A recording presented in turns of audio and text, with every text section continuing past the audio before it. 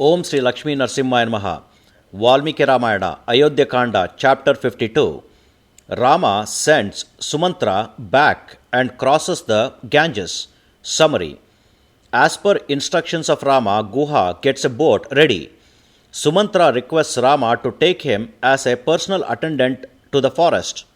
But Rama declines his offer and after reasoning with him, sends him back to Ayodhya.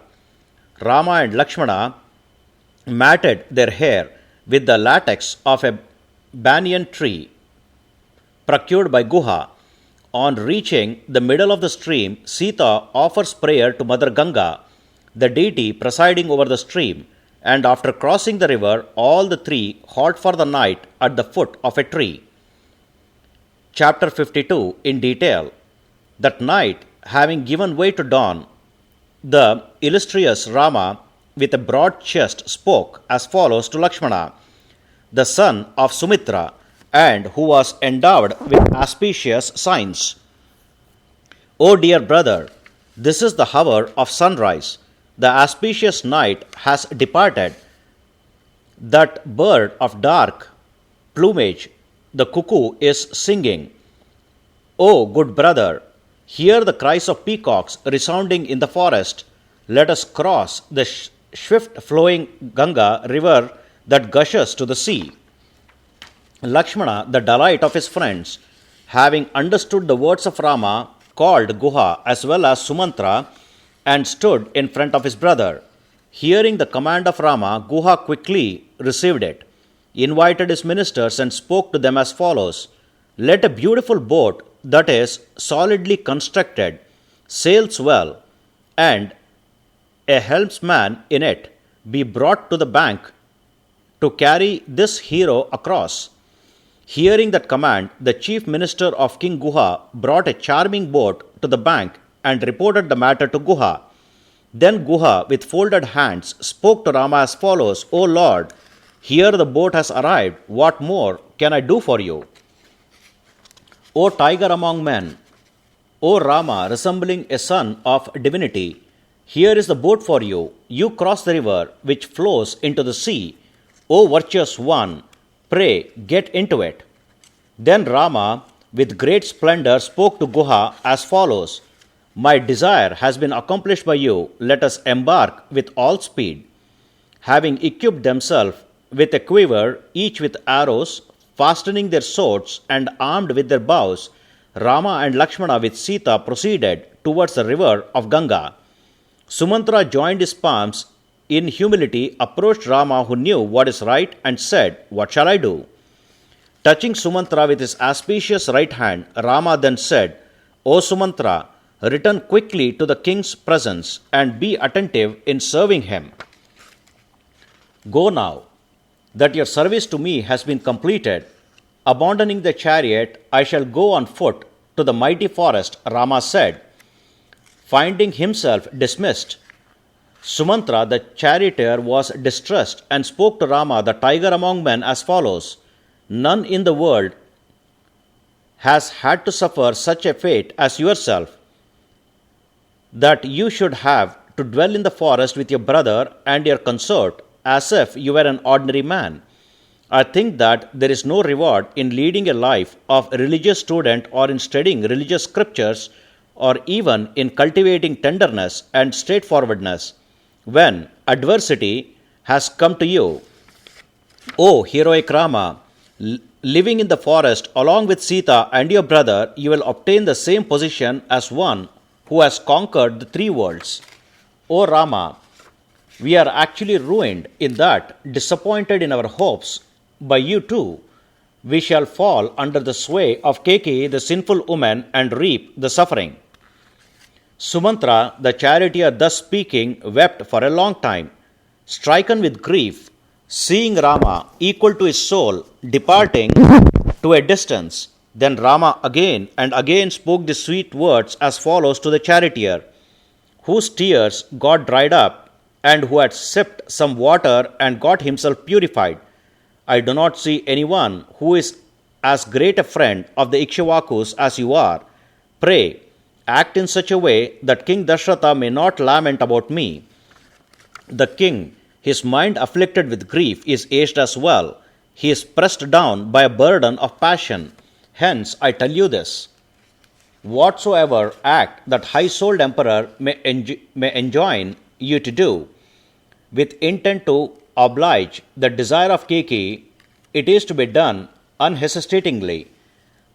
The kings indeed rule the states, with this end in view, that their will may not be frustrated in any undertaking. O Sumantra, carry out everything in such a way that the said emperor neither finds it unpleasing nor gets tormented by grief. Only after performing respectful salutations to the old and venerable king, who has never known suffering and who has subdued his senses, you tell these words to him on my behalf. Indeed, neither I nor Lakshmana and Sita grieve for having moved from Ayodhya, or that we are going to dwell in a forest. After completing 14 years, you will once more see Lakshmana, myself, and Sita too returned apace from the forest. O Sumantra, this is what you should say to the king, my mother, all other queens, and Keki. Tell Kaushalya again and again that I am keeping good health. Thereafter, convey salutations at her feet on behalf of Sita, as well as myself and Lakshmana, the faithful man. Tell our salutations to the emperor too. Bring Bharata quickly. After his arrival, Bharata may be installed in the position as desired by the king. When you embrace Bharata and install him in the office of the prince regent, the agony caused by the repentance felt by you on our account will not overpower you. Bharata too is to be told thus: treat without distinction all your mothers with the same regard as you behave towards a king.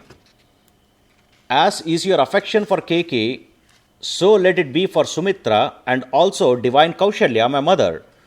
If you accept the princely kingdom with an intent to please our father, it will be possible for you to enhance happiness in both the worlds, in this world and the next.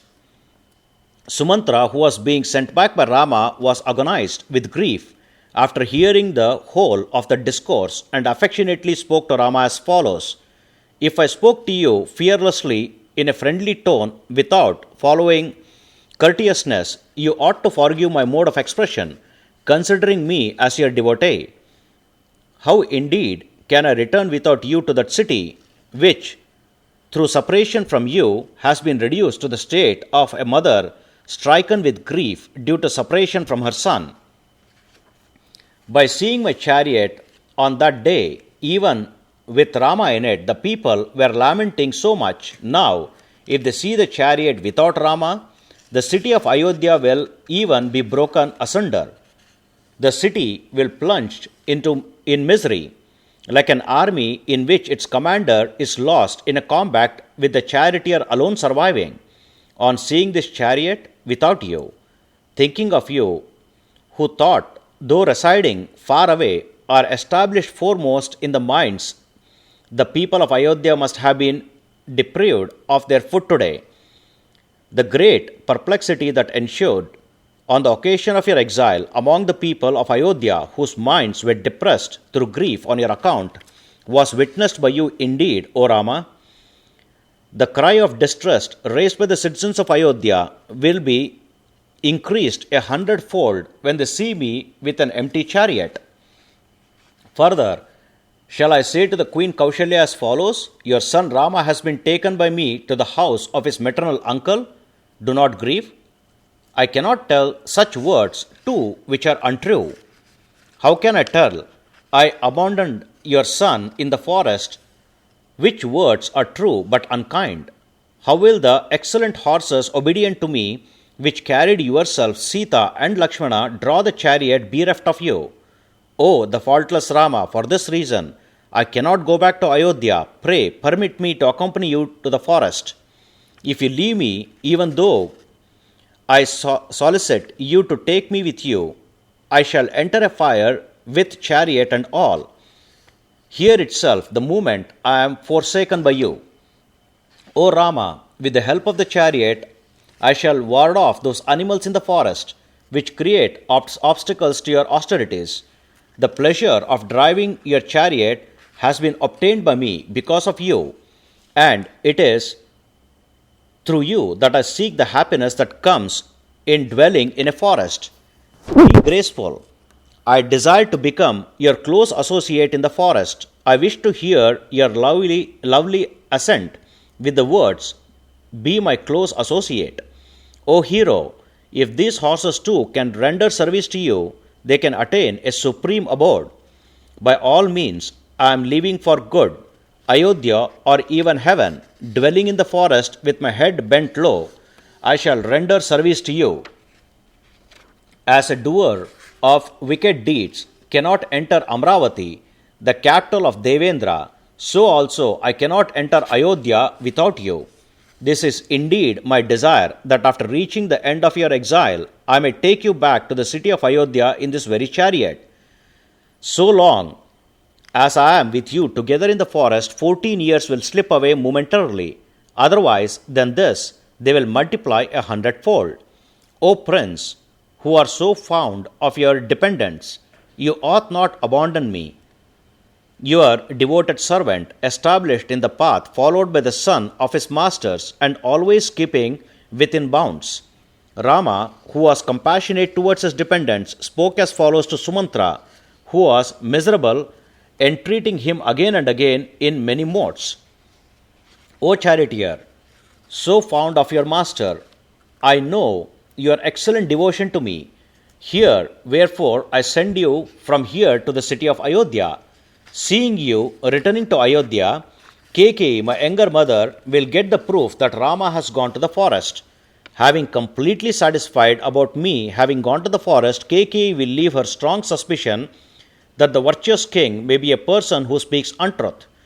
This is my first priority, then my younger mother should get the extensive kingdom, protected by Bharata and thus ruled by her own son.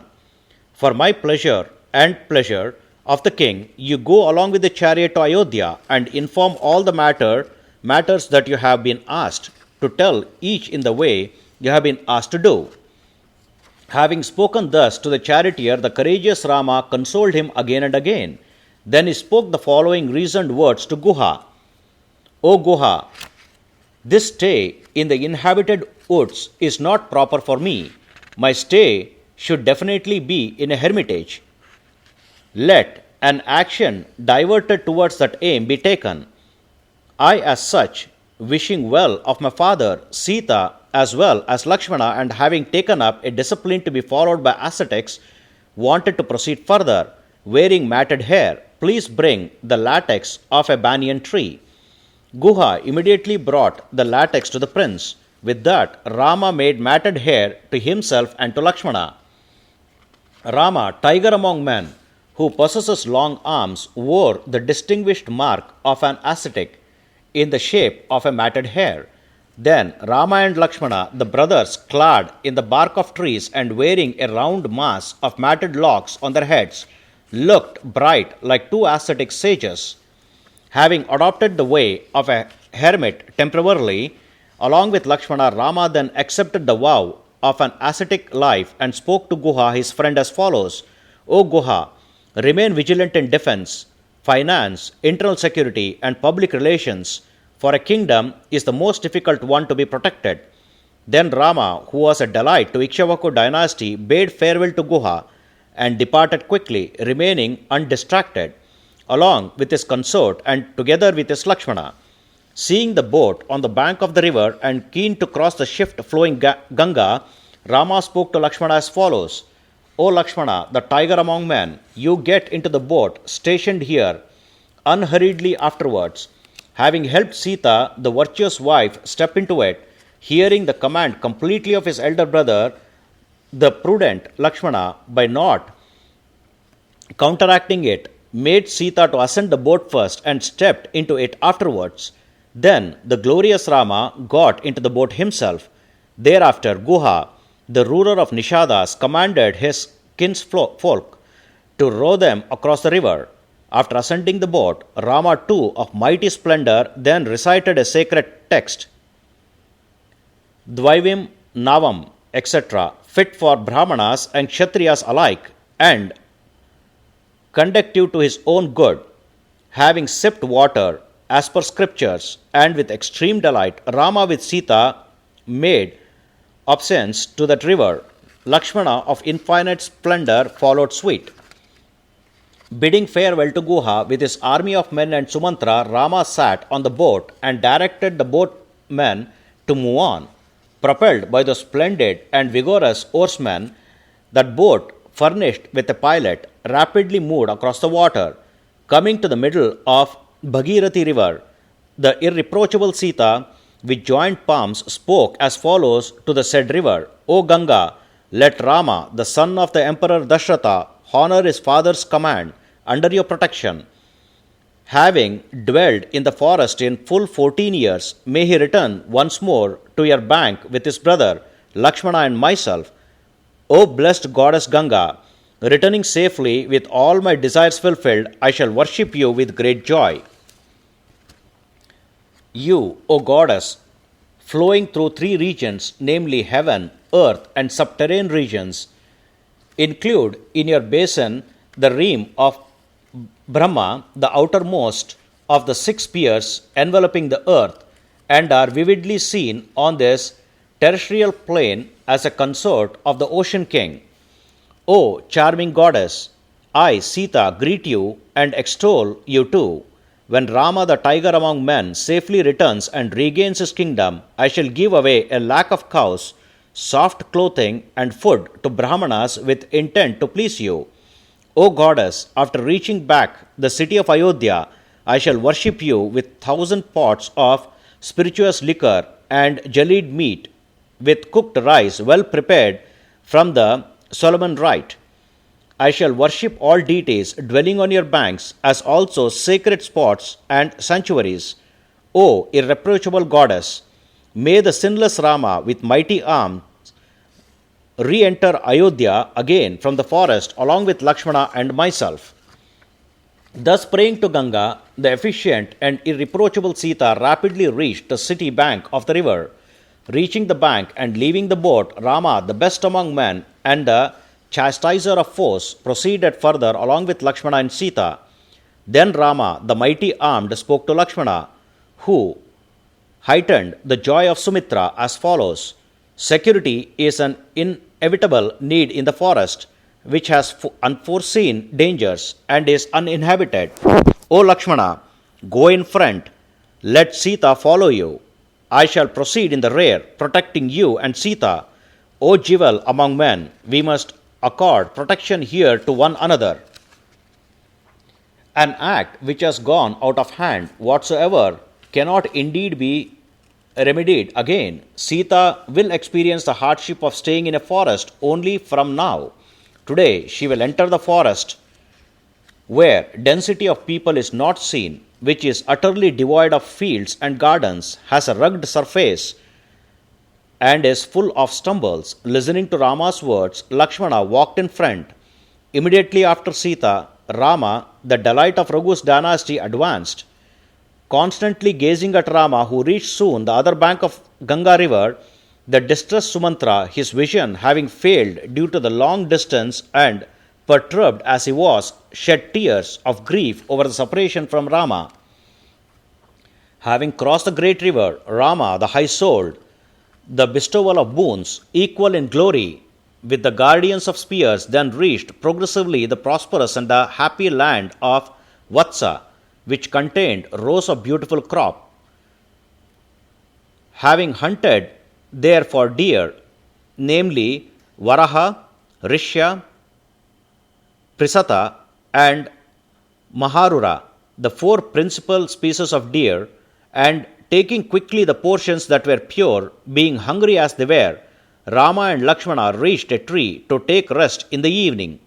Thus completes 52nd chapter in Ayodhyakanda of glorious Ramayana of Valmiki, the work of a sage and the oldest epic. Sri Moola Rama Vijayate. Om Sri Krishnarpanamastu.